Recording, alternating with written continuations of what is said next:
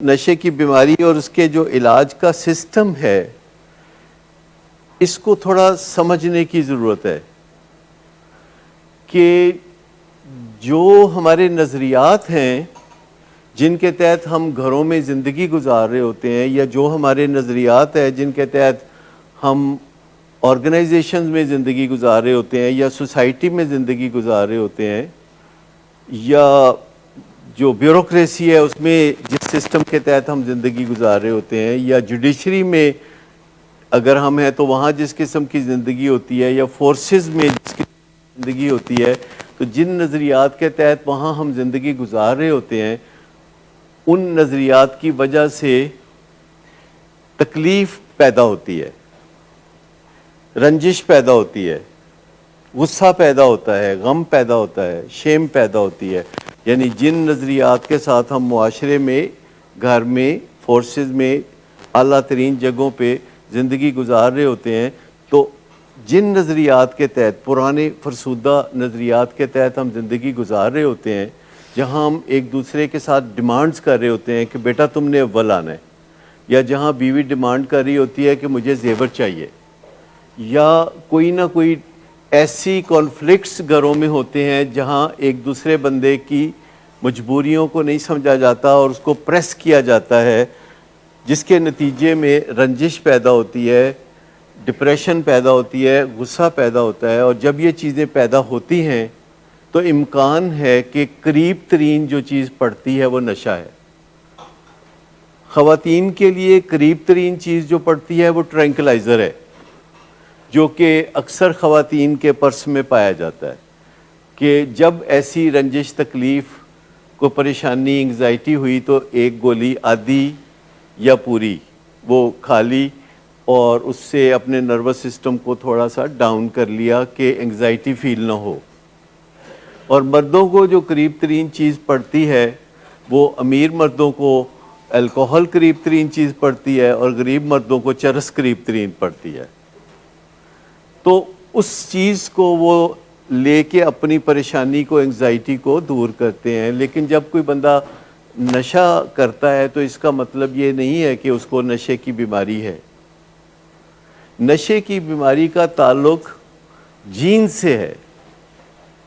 نشے کی بیماری کا تعلق ڈی این اے سے ہے، جو کہ اس خاندان کا سانجھا ڈی این اے ہے. اور اس ڈی این اے میں لکھا ہوا ہے کہ اگر یہ بندہ نشہ کرے گا تو اعتدال سے نہیں کر سکے گا، یہ بے اعتدالی سے نشہ کرے گا، اور نشے کی وجہ سے اس کے جسم میں گڑبڑ ہوگی، خرابیاں ہوں گی، ٹاکسیسٹی ہوگی، زہریلے مادے پیدا ہوں گے اور اس کی مت ماری جائے گی. تو یہ جو پہلو ہے، جو کہ جسمانی پہلو ہے، جینز کا پہلو ہے، یہ نشے کی بیماری پیدا کرتا ہے. اور جو ہمارے نظریات ہیں جن کے تحت ہم ایک دوسرے سے لین دین کرتے ہیں گھروں میں، محلے میں، سوسائٹی میں، اس سے جو رنجشیں پیدا ہوتی ہیں، اس سے جو ایک دوسرے کو کوسنے کا ماحول پیدا ہوتا ہے، اس سے جو بلیم گیم پیدا ہوتی ہے، اس سے نشے کے استعمال کا امکان پیدا ہوتا ہے. امکان نمبر 1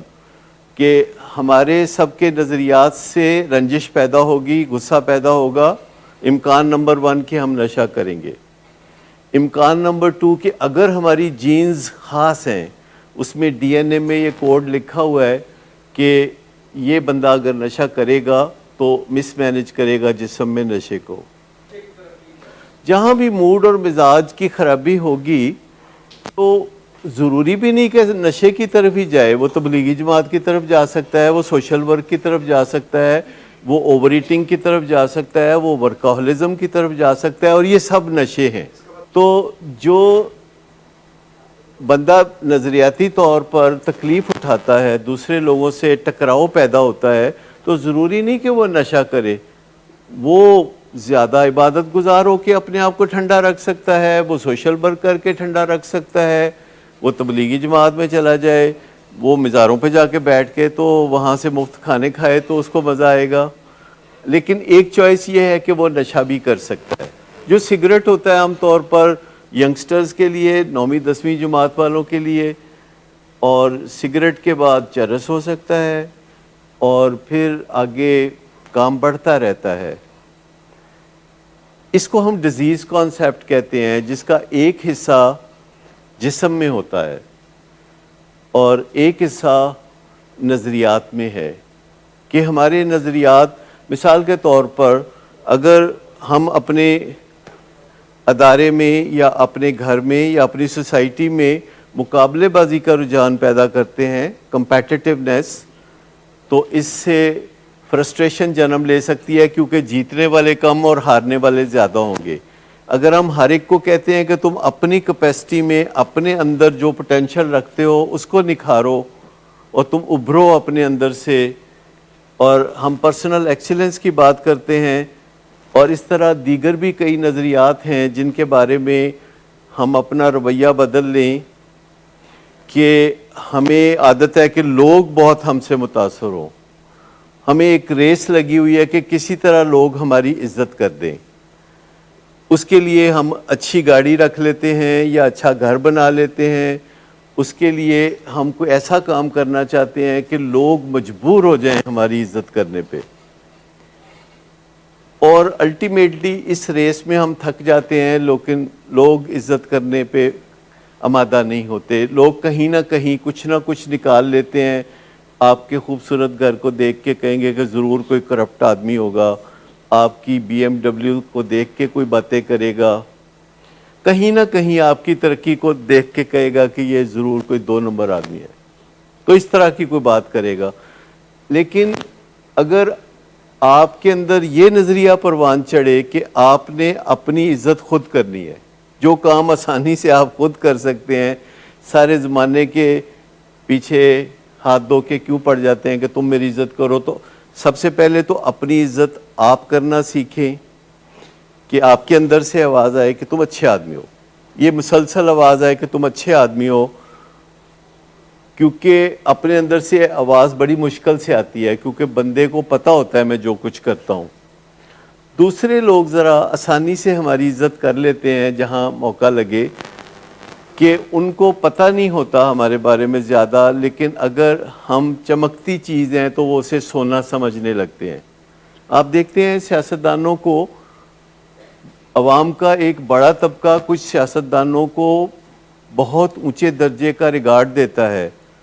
اور انہی سیاستدانوں کو ایک بڑا طبقہ بہت بے عزت بھی کرتا ہے، اور ان کے جو ویوز ہوتے ہیں وہ کسی ایک ہی بندے کے بارے میں اتنے مختلف ہوتے ہیں کہ آپ پریشان ہو جاتے ہیں کہ یہ گروہ ٹھیک کہتا ہے کہ یہ گروہ ٹھیک کہتا ہے۔ لیکن جب آپ اپنی عزت خود کرنے کے بارے میں سوچتے ہیں تو آپ کو کسی گروہ کی ضرورت نہیں ہے، آپ اکیلے ہیں، اور آپ وہ کام کریں جو آپ کو ٹھیک لگتے ہیں، اور آپ مناسب گول سیٹ کریں، انہیں حاصل کریں، آپ کی مرضی آپ پر چلے، آپ کا اختیار، آپ کی کمٹمنٹ آپ کے ساتھ آپ پوری کریں، اپنی کمٹمنٹ دوسروں سے پوری کریں، تو اس سے آپ اندر کی عزت کو پا سکتے ہیں۔ لیکن اصل بات یہ ہے کہ جب ہم نشے کی بیماری کے اس چنگل میں پھنس جاتے ہیں تو ہم بہت دلدل میں پھنس جاتے ہیں۔ یہ جو نشے کی بیماری کا چنگل ہے، اس میں جیسے آپ نے وہ ہندوؤں میں جو ذات پات سنی ہوئی ہے نا، برہمن، کھتری، ویش اور شودر، تو یہ وہ جو برہمن، کھتری، ویش اور شودر کا جو ایک ذات پات بنی ہوئی ہے، تو جو نشے کی بیماری کا سسٹم ہے، اس میں بھی یہ سارے رشتے ناتے آپ دیکھ سکتے ہیں جس سے ساری کبختیں پیدا ہوتی ہیں۔